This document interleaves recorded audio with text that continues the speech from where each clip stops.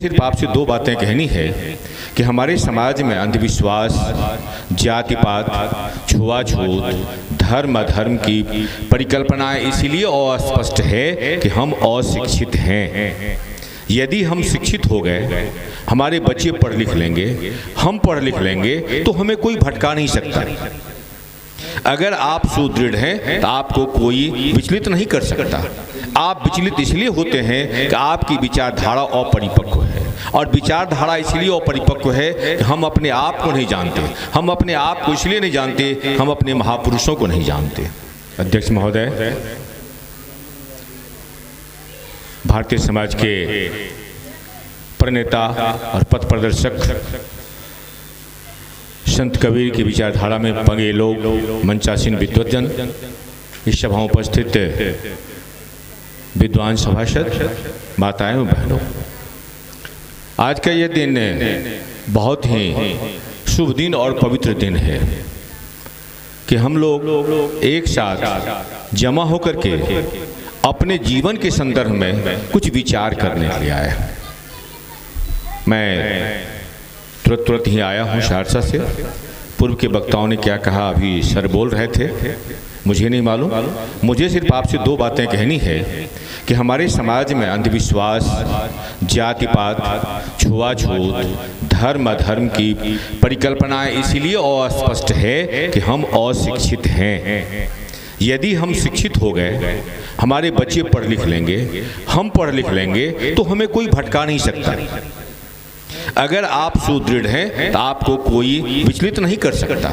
आप विचलित इसलिए होते हैं कि आपकी विचारधारा अपरिपक्व है, और विचारधारा इसलिए अपरिपक्व है कि हम अपने आप को नहीं जानते। हम अपने आप को इसलिए नहीं जानते, हम अपने महापुरुषों को नहीं जानते। कबीर से बड़ा क्रांतिकारी संत आधुनिक समाज में नहीं है। उसी दौर में आप अंदाजा लगाइए, हमारी माँ बहनें बैठी हुई हैं, विद्यालय में 1881 ईस्वी में 1 जनवरी को माता सावित्रीबाई फुले ने लड़कियों के लिए पहला विद्यालय खोला था। पहला विद्यालय लड़कियों के लिए खोला 1881 ईस्वी में 1 जनवरी को। आप लोग 1 जनवरी को नया साल मनाइए, अवश्य मनाइए, लेकिन इसलिए मत मनाइए कि वो दूसरे लोग मना रहे हैं, अंग्रेजों ने कहा है, या वो साल का पहला दिन है। पहला दिन आपके जीवन का इसीलिए है कि हमारे देश में महिलाओं के लिए पहला विद्यालय खुला था, हमारी बेटियों के लिए पहला विद्यालय खुला था। इसलिए हमारे लिए नया सूरज निकला था, नया बिहान आया था, नया साल था। उस नए साल के उपलक्ष्य में हम लोग 1 जनवरी को मनाएं। बहुत बड़ी बात है ये सब। तो आप अपने बच्चों को शिक्षित करें। अभी सर बोल रहे थे, मैं सुन रहा था, अंधविश्वास है। आप सिर्फ सोचिए, बुद्ध की सबसे बड़ी बात है। बुद्ध की मैं एक बात कहना चाहूंगा। बुद्ध ने बहुत ही सुस्पष्ट शब्दों में कहा कि आप मेरी बात को इसलिए मत मानो कि बुद्ध ने कहा है, मैंने कहा है, बल्कि उन्होंने कहा कि आप विचार कर देखो, आप खुद सोच विचार कर देखिए। अगर आपको लगता है कि ये सत्य है तो कोई बात नहीं है। अगर खरजितिया करने से बेटा अजर अमर होता तो रोड एक्सीडेंट नहीं होता। आप दिन रात देख रहे हैं, फिर क्यों भटक रहे हैं इस साल में? इसलिए कहीं कोई बात नहीं है। आप इसीलिए नहीं मानते हैं, आप जरूर अपने घर में सावित्रीबाई फुले की तस्वीर रखिए, उन्हें एक अगरबत्ती दिखाइए, उन्हें याद कीजिए, और उस संघर्ष को याद कीजिए कि वो एक महिला उस समय, आज से इतने वर्ष पहले, और जानते हैं जब वो घर से पढ़ाने जाती थी तो रास्ते में उसके ऊपर कीचड़ फेंका जाता था, उसके ऊपर गंदा फेंक दिया जाता था, और विद्यालय पहुंचकर अपने आप को साफ बना करके तब वह लड़कियों को पढ़ाती थी, महिलाओं को पढ़ाती थी, और फिर कपड़ा बदल कर घर आ जाती थी। हमारे लिए सरस्वती वही है, देवी वही है जिन्होंने हमें ज्ञान दिया, जिन्होंने हमें जगाया। अभी सर कह रहे थे, बहुत अच्छी बात है कि अगर आज आप हाल फिलहाल में सुने होंगे कि अभी एक नारा चला है, आत्मनिर्भर भारत। शायद आप लोग सभी सुने होंगे। आत्मनिर्भर भारत वो क्या चीज़ है? वो ये चीज़ है कि जो जिस जाति के लोग बने हुए थे, वर्ण व्यवस्था में जो हजारों वर्षों से, लाखों वर्षों से चला रहा था, उसी काम को करिए। आप यादव का बच्चा है, गाय भैंस चराइए। आप क्यों टीचिंग कीजिएगा? आप क्यों वकालत कीजिएगा? आप क्यों जज बनिएगा?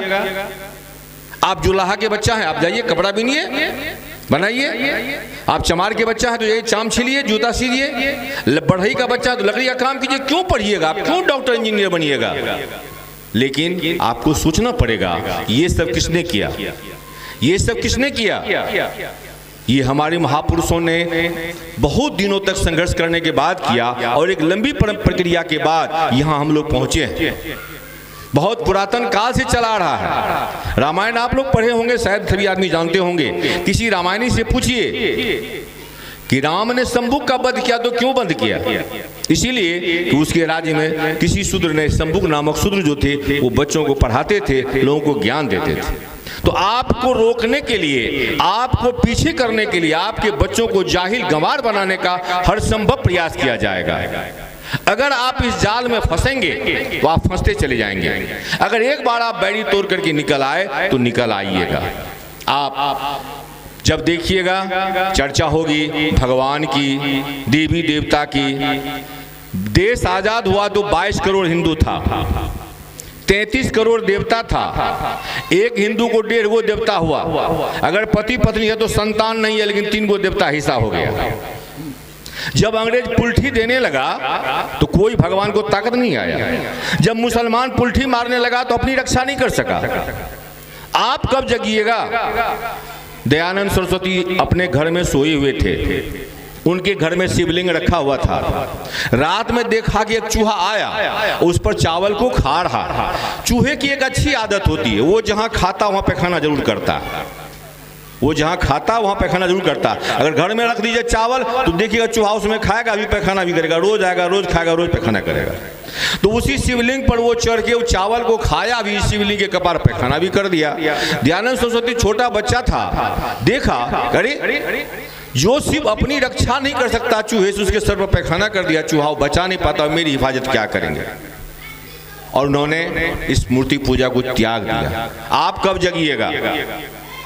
गोसाएं बना करके पूजिए। अगर पूजना ही है तो पूजिए, अपने माता पिता को पूजिए, अपने गुरुजन को पूजिए। जो आपको ज्ञान दे रहा है, जो आपके लिए मार्ग खोला है, वो कीजिए।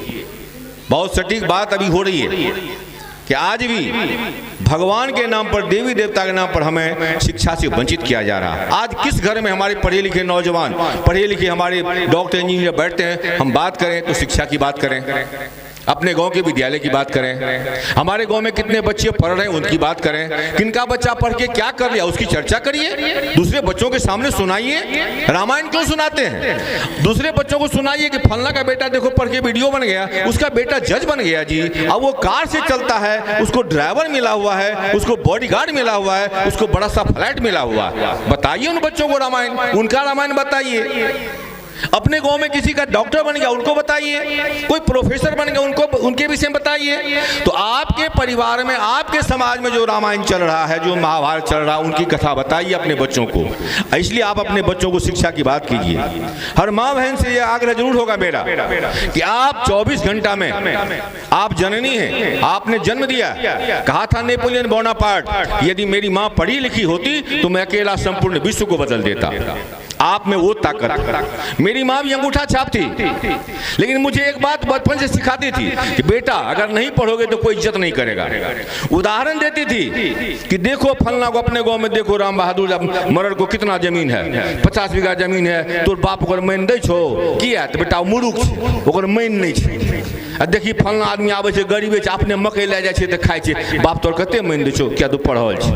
मेरे दिमाग में मेरी माँ इस तरह की कथा कह के बैठा दिया कि पढ़ने के बाद इज्जत मिलेगी, पढ़ने के बाद ही समाज आपको स्वीकारेगा, दुनिया आपको स्वीकारेगी और आप आगे बढ़ेंगे, अपने परिवार को भी आगे बढ़ाएंगे। इसीलिए हर माँ बहन से सबसे पहला और हम विनती करने यही आए हैं कि अपने बच्चों को पढ़ाइए।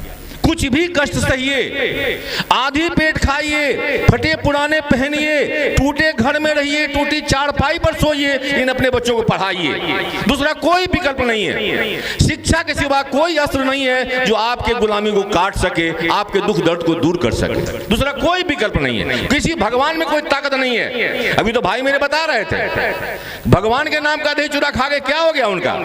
और उसी भगवान को जब अंग्रेज आकर के मारा, मुसलमान आके मारा, तो कोई भगवान कुछ नहीं कर पाता। दुर्गा माई के 10टा हाथ पीछा देखलिए, दुर्गा माई के पीछा जे बांस बत्ती खरोड़ भकर भकर करे छे, ऊपर से मुंह चिकन बना देगा, स्नो पाउडर लिपस्टिक लगा देगा, पीछा से जाकर देखियो की दुर्दशा ओकर छे।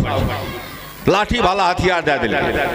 अपने पीठ पर तो मिट्टी लपा नहीं सकती है, हमारी इज्जत क्या खाक करेगी। और हम कहते दुर्गा माँ अबरी जो हमारे बेटा मेडिकल कंप्लीट किया थे, हम पठा चले। दुर्गा माँ मेडिकल कॉलेज की डीन है क्या? इंजीनियरिंग कॉलेज की प्रोफेसर है? अपना कितनी पढ़ी लिखी है? इतनी जाहिल है कि एक आदमी को, आपको 2 हाथ है तो हम लगते हैं इंसान की तरह, अगर इसमें 10 हाथ जोड़ दिया जाए तो कैसा लगेगा? देखिए, चूंकि झूठ पर वो सारा कुछ रचा गया है, इसलिए अगर आप थोड़ा सा तर्क करेंगे तो आपके बातों सब बातें समझ में आ जाएगी। इसलिए उन चीजों को मत देखिए। अगर यही बात होती तो एक कहावत है, बाप मरे अनहरिया में बेटा के नाम पावर हाउस। दशरथ को 4 गो बेटा, और मरते समय अभागा को एक चुरू गंगा जल तो छोड़िए, चापाकल का पानी नसीब नहीं हुआ, चापाकल का पानी नहीं मिला, गंगा जल तो छोड़ दीजिए, और दूसरे के बाप का उद्धार करने चला। तो कहां से सोचिए आप, जो अपने बाप का उद्धार नहीं कर सका वो आपका उद्धार क्या खाक करेगा?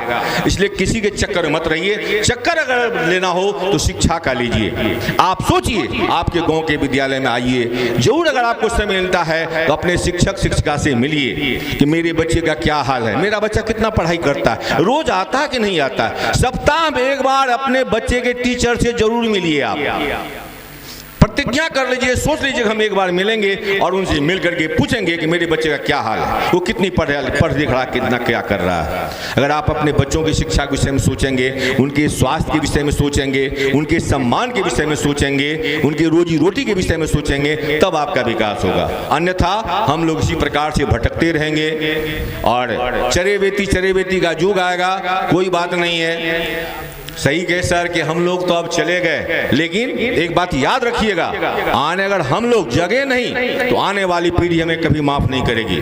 आप भी अंत समय में पश्चाताप करेंगे। इसलिए अपने बच्चों को जगाइए। और आखिरी और पहला और आखिरी, फर्स्ट एंड लास्ट, एक ही शब्द कि आप अपने बच्चों को, अपने परिवार को शिक्षित बनाइए। अगर वह शिक्षित होगा वो हो जाएगा। दुनिया की कोई ताकत नहीं है जो इस जन्म में मुझे भटका देगा।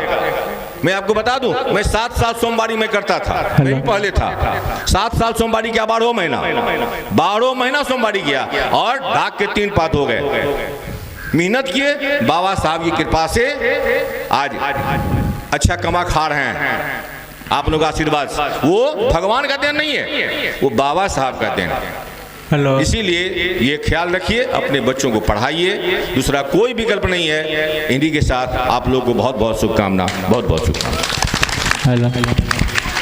तो अभी भी आप